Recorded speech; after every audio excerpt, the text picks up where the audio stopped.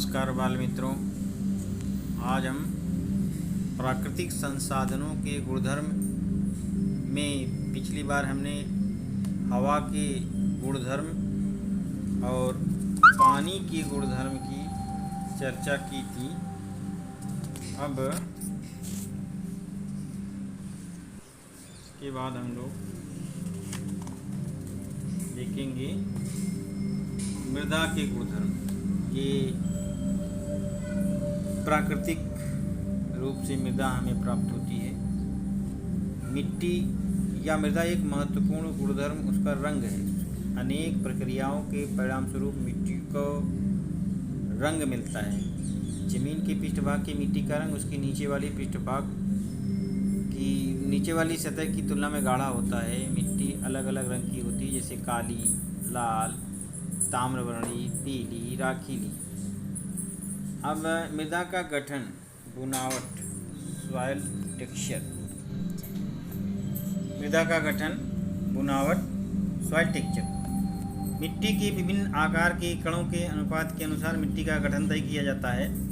बुनावट के अनुसार मिट्टी के निम्नलिखित प्रकार होते हैं। बलुई मिट्टी, देखो बलुई मिट्टी जिसमें कि रेत की मात्रा ज़्यादा होती है और बलुई मिट्टी में बालू तथा मोटे कणों का अनुपात अधिक होता है। इसमें पे पानी निकासी जल्दी होती है। तुमको खुद मालूम होगा, अनुभव किए होगे तुम लोग कि बालू में या रेत में पानी डालने पर वो पानी रुकता नहीं है और पानी नीचे चला जाता है। तो इसमें पानी ज़्यादा देर तक रुकता नहीं है। बलुई मिट्टी के कण सिलिकॉन डाइऑक्साइड, क्वार्ट्ज नामक खनिज से बने होते हैं। वे पानी में नहीं घुलते।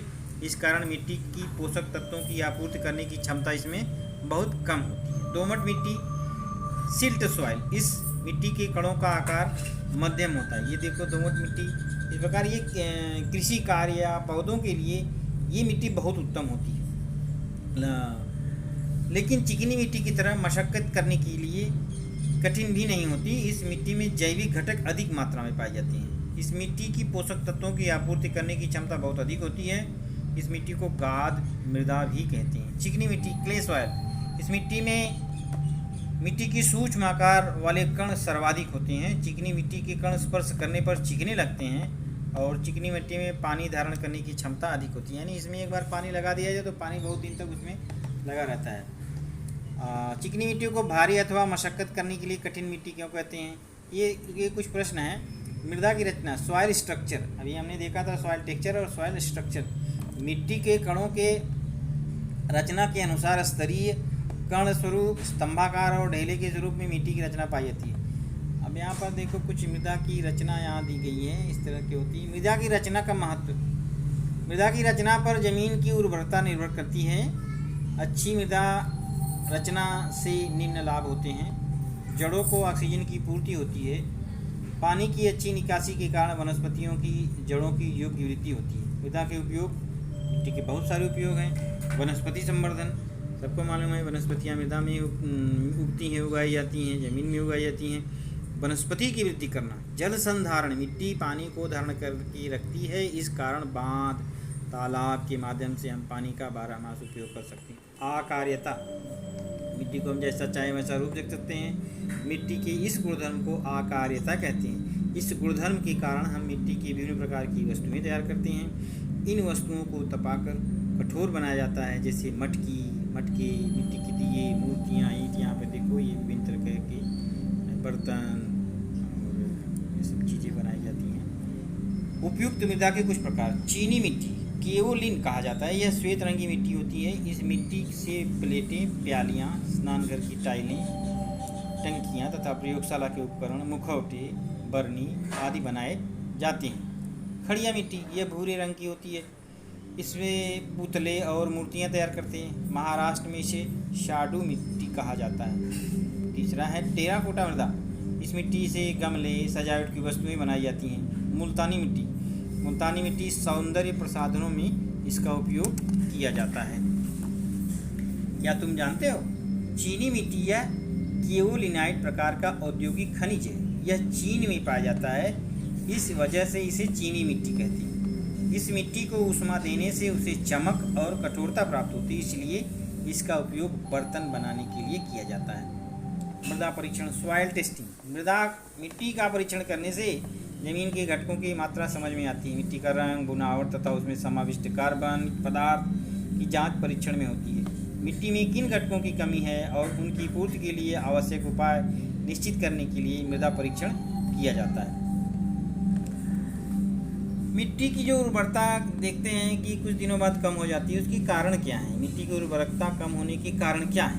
पहला है मिट्टी के पीएच का मान 6 से कम या 8 से अधिक होने पर, कार्बनिक पदार्थों की कम मात्रा, जमीन से पानी की निकासी न होना, हमेशा एक ही फसल उगाना, लवण युक्त पानी का निरंतर उपयोग, रासायनिक कीटनाशकों का बड़ी मात्रा में उपयोग करने से मिट्टी की उर्वरकता कम हो जाती है।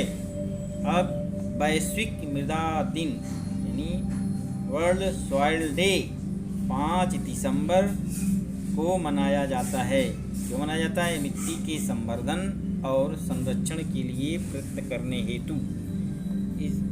अब डेनमार्क के वैज्ञानिक सोरेनसन ने हाइड्रोजन आयनों की सांद्रता पर पीएच मान की संकल्पना प्रतिपादित की।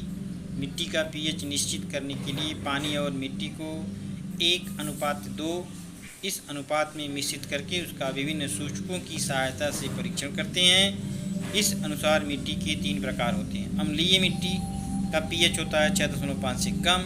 उदासीन मिट्टी का पीएच 6.5 से 7.5 के बीच होता है। क्षारीय मिट्टी का पीएच 7.5 से अधिक होता है। ध्यान रखो, रासायनिक उर्वरकों का अधिक मात्रा में उपयोग करने से जमीन की बुनावट बिगड़ती है और वह जमीन बुआई के लायक नहीं रहती है। जमीन की उर्वरकता बनाए रखने के लिए फसलें अदल बदल कर उगानी चाहिए। जैसे गेहूं की फसल के बाद जमीन की उर्वरा शक्ति कम होती है, इसके बाद मूंगफली, मूंग, मोठ, मटर, अरहर, चना, सोयाबीन जैसी फसलें उगानी चाहिए। इससे ज़मीन की कम हुई उर्वरा शक्ति संतुलित होती है। ये हमारा था संसाधनों के गुणधर्म का पाठ। अब इसके आधार पर, पाठ के आधार पर यहाँ जो रिक्त स्थान प्रश्न नंबर 1, प्रश्न संख्या 2 क्या होगा बताओ, जोड़ियाँ लगाओ, सत्य और असत्य, ये इन प्रश्नों का उत्तर तुम्हें लिखना है। धन्यवाद।